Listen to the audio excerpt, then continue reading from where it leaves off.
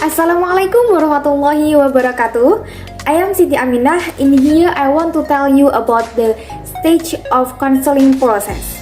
There are 3 points of view. The first point is definition of stage of counseling process. The second point is stage of counseling process, and the third point is the indicator success of stage of counseling process. The first point is definition stage of the counseling process.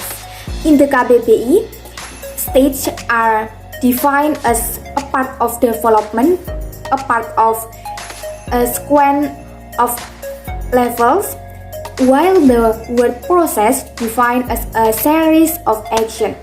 Sedangkan konseling diartikan sebagai hubungan pribadi yang dilakukan dengan tatap muka antara dua orang, yaitu konselor dengan konseli, yang mana hubungan itu dibangun atas dasar kemampuan khusus yang dimiliki oleh konselor. It can be concluded that definition stage of counseling process is a sequence of action steps or interaction between counselor and counselee in the counseling process. The second point is stage of counseling process. There are 3 stages of the counseling process.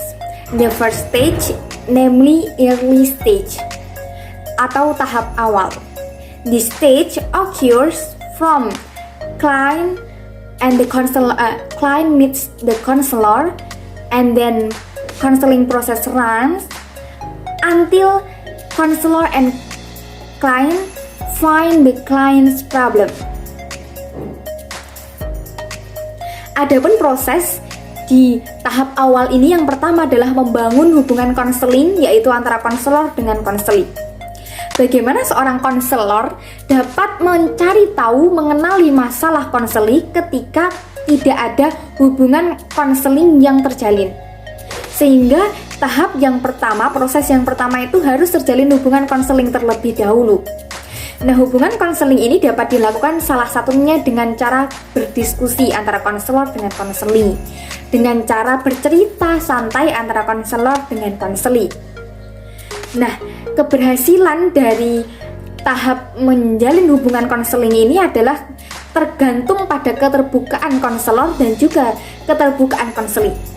Keterbukaan konselor dalam menerima, benar-benar menerima dan menghargai konseli ini beserta masalahnya. Jadi seorang konselor harus menunjukkan bahwa kita itu benar-benar terbuka, benar-benar welcome dengan konseli ini dengan masalah yang dibawanya. Ketika kita sudah menunjukkan rasa penerimaan kita pada konseli, insya Allah konseli ini juga akan terbuka tentang apa yang ia rasakan, apa yang ia hadapi, masalah apa yang sedang dia hadapi saat ini. Proses selanjutnya adalah clarify and define the problem. Setelah hubungan konseling terbentuk, tahap selanjutnya adalah mendefinisikan dan memperjelas masalah yang dihadapi oleh konseli. Jadi konselor di sini bertindak untuk membantu konseli ini untuk mengenali masalahnya itu sebenarnya apa, di mana letak masalahnya. Proses selanjutnya adalah make an assessment or interpretation. Jadi setelah masalah ditemukan, selanjutnya konselor ini berusaha menjajaki atau membuat interpretasi-interpretasi kemungkinan-kemungkinan mengenai alternatif solusi tentang masalah itu, masalah yang sedang dihadapi konseli. Proses terakhir di tahap awal ini adalah menegosiasi kontrak. Nah, kontrak ini adalah perjanjian antara konselor dengan konseli. Nah, kontrak ini terdiri dari 3. Yang pertama adalah kontrak waktu, yang mana konselor dan konseli ini menyepakati kapan konseling ini akan dilakukan. Misalnya, Bu, saya mau konseling ke Ibu, mau konsultasi masalah saya ke Ibu, mau curhat ke Ibu. Istirahat kedua habis sholat duhur sampai waktu masuk kelas, misalnya seperti itu. Yang kedua adalah kontrak tugas, yang mana ini dibicarakan kalau tugasnya konselor apa, konseli apa. Misalnya seperti iya kamu nanti kesini, nanti ibu akan mendengarkan cerita kamu. Nah ini tugasnya konselor sudah dikatakan, akan mendengarkan cerita kamu, akan menemani kamu. Nah ini tugasnya konselor, dikatakan seperti ini. Kemudian konselingnya juga dikasih tahu, nanti kamu setiap kesini kamu cerita ke ibu perkembangan perasaan kamu. Nah itu tugasnya konseling untuk cerita tentang masalahnya itu. Nah kemudian ada kontrak kerjasama, yaitu ada kesepakatan bahwa antara konselor dan konseli ini akan menyelesaikan konseling ini sampai akhir, sampai siswa atau konselingnya ini berhasil menyelesaikan masalah yang dihadapinya. The next stage is middle stage, tahap pertengahan. Di tahap pertengahan ini disebut juga dengan tahap inti atau tahap tindakan, di mana di sini ada dua proses. Yang pertama adalah menjelajahi lebih dalam tentang masalah yang dihadapi oleh konseling. Nah, tahap selanjutnya adalah membantu. Konselor itu membantu untuk agar konseling itu diarahkan pada solusi-solusi untuk permasalahan yang dihadapinya. Jadi, setelah masalah dijelajahi lebih dalam, kita sebagai konselor sudah memahami masalah dari konseling, maka tahap selanjutnya adalah membantu agar konseli ini menemukan solusi terbaik untuk masalahnya. Nah, cara ini bisa dilakukan dengan menanyakan cara apa yang sudah konseli lakukan dalam mencoba untuk menyelesaikan masalahnya. Nah, di tahap pertengahan ini konselor bisa mulai mengajak konseli itu untuk menilai setiap cara-cara atau solusi-solusi yang sudah dilakukan oleh konseli pada masalah yang dihadapinya. Jadi menilai bersama, kita ajak konseli itu untuk menilai, oh kemarin yang kamu lakukan itu menurut kamu gimana, hasilnya gimana. Nah kita gali di tahap pertengahan ini. And the last stage is final stage. Nah, tahap akhir ini ada beberapa proses. Proses yang pertama adalah membuat kesimpulan. Jadi, membuat kesimpulan tentang masalah apa yang dihadapi konseling, di mana letak masalahnya. Jadi, menyimpulkan dari tahap awal tadi, dari tahap menemukan masalah, kemudian mulai mencari tahu cara-cara apa yang udah dilakukan oleh konseli untuk menghadapi masalahnya. Kemudian penilaian terhadap cara yang udah dilakukan gitu, kita simpulkan di tahap terakhir ini, tahap akhir. Kita simpulkan semuanya, masalah yang sebenarnya yang terjadi itu apa, letak masalahnya di mana, kemudian kesimpulan dari berbagai cara yang sudah dilakukan oleh konseli dan berbagai penilaian yang sudah dilakukan di tahap pertengahan tadi. Disimpulkan semuanya, kemudian proses selanjutnya adalah membuat rencana tindakan. Jadi setelah ini apa yang akan dilakukan oleh konseling? Setelah tahu masalahnya itu ternyata di sini, kemudian terhadap solusi-solusi yang sudah dilakukan dinilai itu dengan solusi ini jadi seperti ini. Solusi yang cara yang sudah dilakukan ini terjadi seperti ini. Jadi disimpulkan di sini, kemudian membuat rencana tindakan. Setelah ini mau apa yang dilakukan? Kemudian proses selanjutnya adalah mengevaluasi tahap konseling yang sudah dilakukan. Jadi misalnya seorang konselor sudah mengevaluasi, ternyata konseling ini dari awal tadi itu belum terbuka, masih ada yang ditutupi, belum benar-benar menceritakan semuanya, misalnya seperti itu ya. Disimpulkan di sini, dievaluasi di sini, misalnya dengan nanti ibu harap setelah di pertemuan selanjutnya kamu lebih terbuka, nanti kamu lebih bisa ekspresi lagi, kamu bisa meluapkan emosi kamu bisa meluapkan perasaan kamu lebih bisa dari hari ini. Ini misalnya seperti itu. Kemudian di proses terakhir di tahap ini adalah membuat perjanjian untuk bertemu kembali di pertemuan berikutnya. Jadi misalnya tadi sudah direncanakan mau melakukan tindakan A, sudah memilih rencana tindakan A, misalnya seperti itu. Ada perjanjian pertemuan untuk selanjutnya tindakan A kamu mau melakukan kapan? Misalnya, nanti Bu, kamu mau kesini kapan? Mau melihat 1 minggu dulu Bu? Mau melakukan 1 minggu dulu, berhasil atau enggak? Nanti 1 minggu lagi kesini. Nah, itu sebuah perjanjian untuk pertemuan berikutnya. Nah, itu di tahap akhir. Jadi nanti kita tahu perkembangan siswa atau konseli ini terhadap masalahnya. Jadi teman-teman, di tahap awal itu tujuannya adalah untuk mengenali konseli atau klien dan juga mengenali masalah dari klien. Kemudian di tahap pertengahan itu tujuannya adalah untuk mendalami klien atau konseli, untuk mendalami masalah dari klien, kemudian untuk lebih mempererat lagi hubungan antara konselor dengan konseli, jadi lebih didekatkan lagi, lebih ditampakkan lagi keterbukaan kita terhadap penerimaan konseli atau klien dan masalahnya. Jadi lebih ditampakkan lagi agar proses mendalami masalah itu berjalan dengan lancar. Kemudian tujuan dari tahap pertengahan ini juga untuk memahamkan konseli terhadap kontrak yang sudah dibuat di tahap awal. Jadi selalu dipahamkan. Jadi misalnya selalu dipahamkan tentang tugas dari seorang konselor dan seorang konseli. Jadi selalu dipahamkan bahwa gak apa-apa, ibu akan selalu mendengar cerita kamu.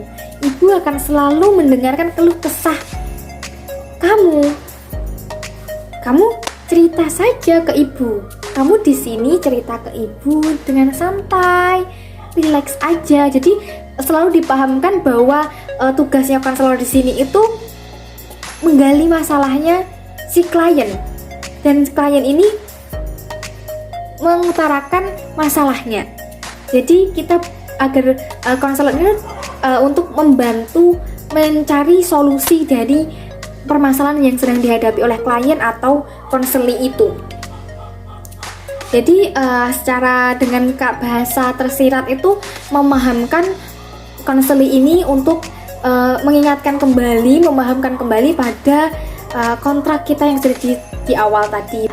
Kemudian di tahap akhir itu tujuannya adalah untuk membuat kesimpulan terhadap masalah yang dihadapi klien, dan juga membuat kesimpulan tentang cara-cara penilaian terhadap cara-cara yang sudah dilakukan oleh klien atau konseli terhadap masalah yang dihadapi.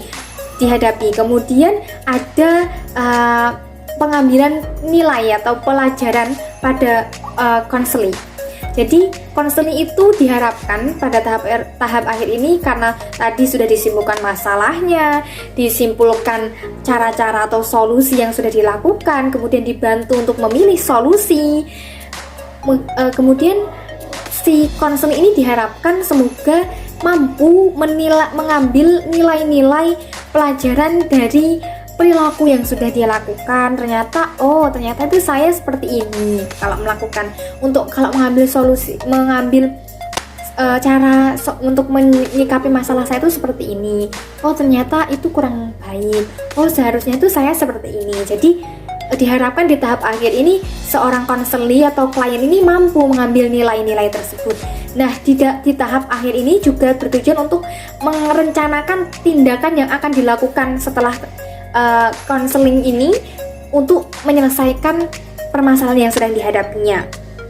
Jadi seorang konselor ini bukan mendikte konseli untuk melakukan solusi yang diberikan oleh konselor, tetapi membantu konseli ini untuk memilih solusi yang terbaik baginya untuk menyelesaikan masalahnya.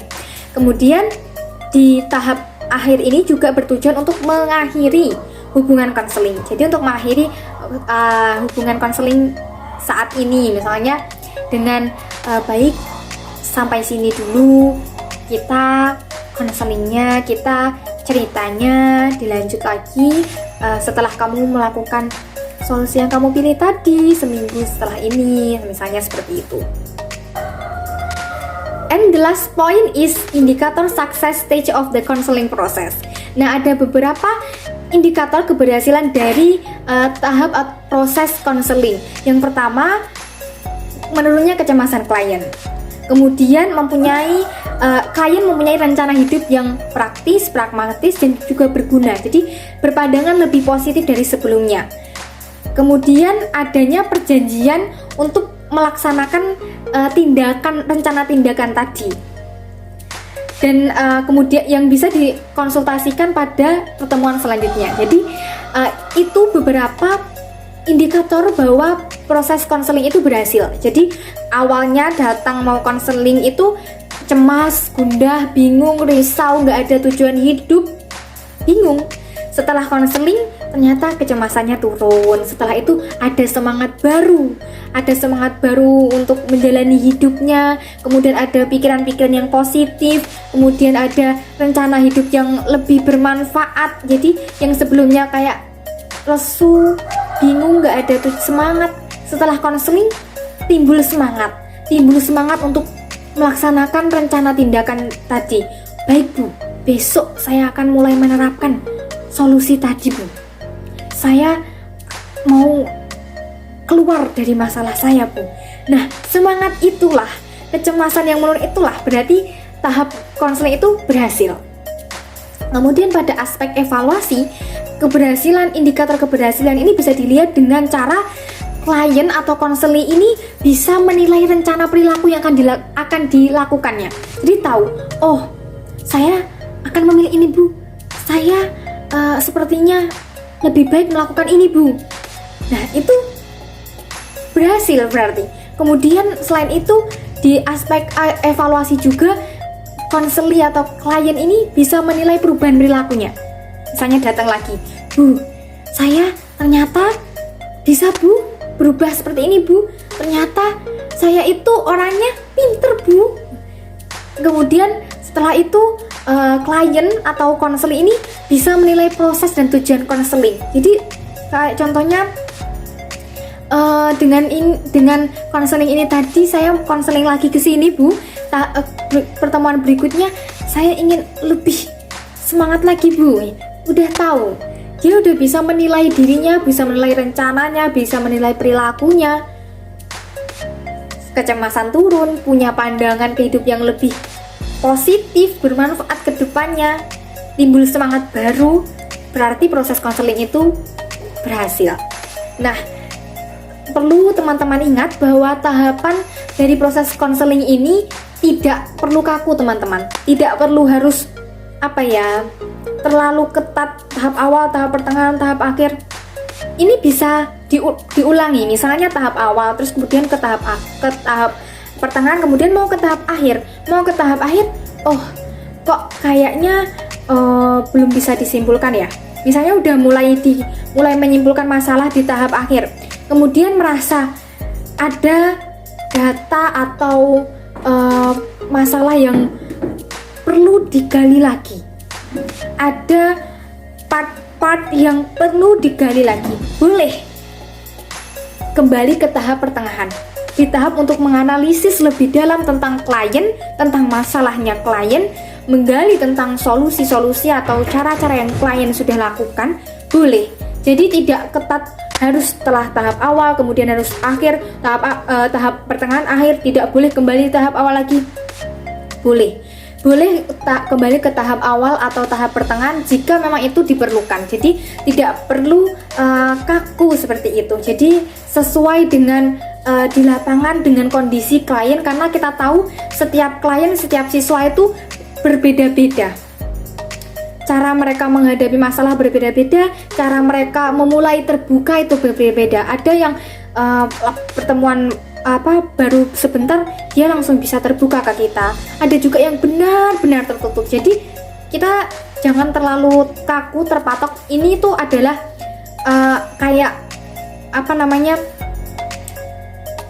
alurnya itu seperti itu. Gambaran besarnya itu seperti itu, ada tahap awal, tahap pertengahan, dan tahap akhir. Tetapi dalam menjalankannya itu tidak perlu kaku. Okay, that's all my explain about stage of the counseling process. If there any mistake, I'm sorry about that. And thanks for your attention. Wassalamualaikum warahmatullahi wabarakatuh.